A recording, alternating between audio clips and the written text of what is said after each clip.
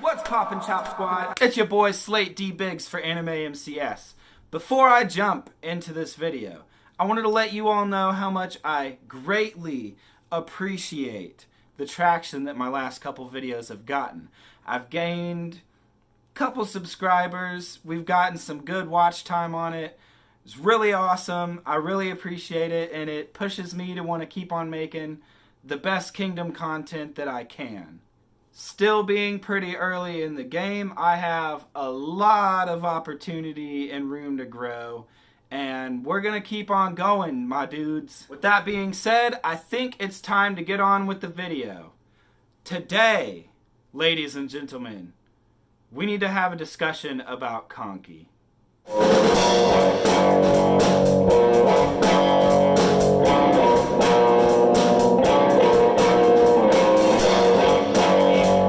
So I'm making this video in response to the aftermath of chapter 627, where we see the exit of one of Kingdom's main antagonists. So a question that I'm sure is on a lot of people's minds is, who is next? Do you think we're getting a bigger, buffer, stronger guy for Shin to fight against? Well, here's my opinion. I think one of the next great antagonists that we're going to see Shin tackle in Kingdom later on in the future, whether it be anytime soon or way down the road, is KanKi. Also, if for some reason you're an anime-only viewer of Kingdom and you haven't read the manga yet, first of all, I highly recommend that you do.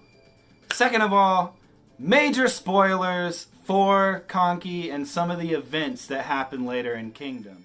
You've been warned. Whoa! So, where to begin with KanKi? I think the first place that I should start is his mysterious background.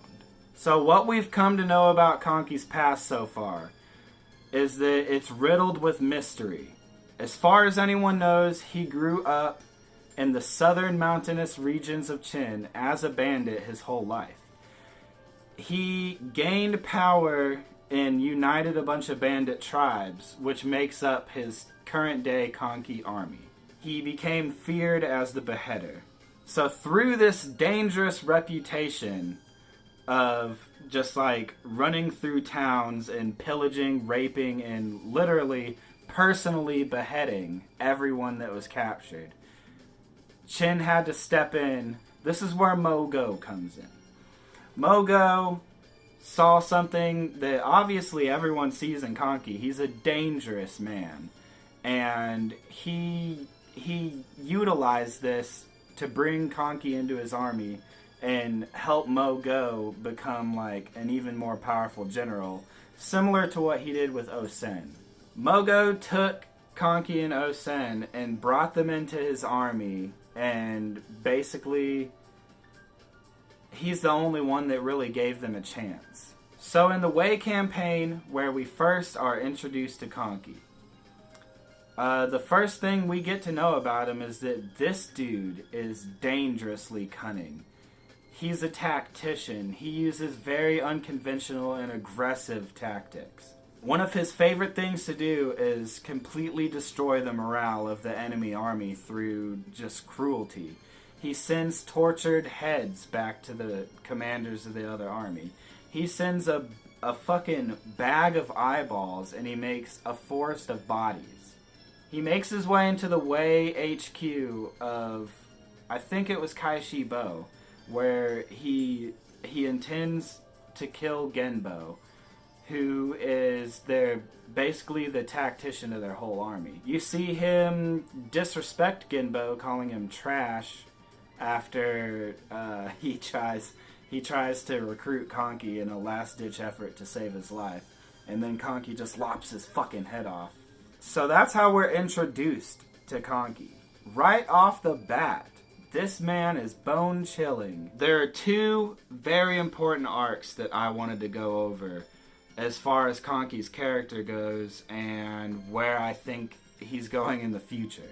The first one is the Coalition arc. The second one is the Battle of Kokuyo. In the Coalition arc, we see KanKi, Choto, and Mogo defending the wall of Kankoku Pass. Choto gets poisoned by some kind of explosive thing, I think if I remember right, shot by Han. We haven't had very much experience yet with Han. This is the first time we really see anyone from Han, and they're using poison, they're using underhanded tactics, and Choto decides that, you know, after his 50 years on the battlefield, he is the oldest general in Qin. He's 65 years old. He does not want to go out by poison. So he used Mogo's name to get to KanKi, because he knew if he tried to set up any kind of plan with KanKi himself, it wasn't going to work. He has some kind of weird allegiance to Mogo. I think it's because Mogo brought him in and like gave him so many opportunities. The discussion between Choto and KanKi that they have is what really interests me, because KanKi tells him pretty much flat out, the idea of loyalty, the idea of a kingdom is just a cesspool. It's just a reason to treat people lower than you and to reap the benefits of the land and all the people that you own. He's not interested in any kind of loyalty to Qin or any other country. He's simply taking advantage of being a general so he can basically run around and do what he wants. They then steal some flags, dress up as enemy soldiers as KanKi's done before, and they make their way right into the middle of the Wei and Han armies, giving Choto a chance to kill their commander-in-chief. Choto then basically succumbs to the poison, and he tells KanKi that he wants him to become the #1 general in Qin. And he leaves Qin in his hands, which I feel like is pretty big foreshadowing to the future of KanKi. So that tidbit of KanKi talking to Choto is the first part of what I really want to discuss. The second part comes from the next major arc that we see KanKi in, where he's the acting general in command. The Kokuyo arc. This is a huge, significant arc for both Shin and KanKi, where we see them butt heads. Shin really experiences the brutality of KanKi here. KanKi isn't seen much on the battlefield, but we get an insight into a lot of his army. In this arc, KanKi is up to his usual shenanigans. Instead of, like, confronting Bate and some of the other Zhao commanders personally, he takes to the surrounding villages where he catches, beheads, and tortures the whole village. They rape everything, they steal everything, they burn the places down. At one point, KanKi even makes an arch of human bodies. This is also one of those panels that'll be burned into your memory forever. And it really cements KanKi as one of the biggest threats in the Kingdom verse that we have. So the crazy part is what happens after Shin and company slay Keisha. They're making their way through a village and they come upon wagons, piles of bodies. Shin and Kyokai fly off the handle and they kill a couple of KanKi's men. They're then brought to KanKi's headquarters where shit hits the fan quick.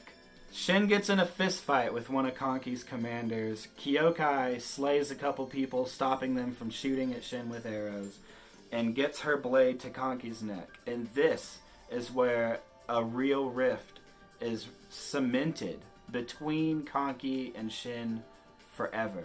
There is no way this is ever going to be reconciled. Shin is never going to forget this. And what happens in this exchange between KanKi and Shin is very important.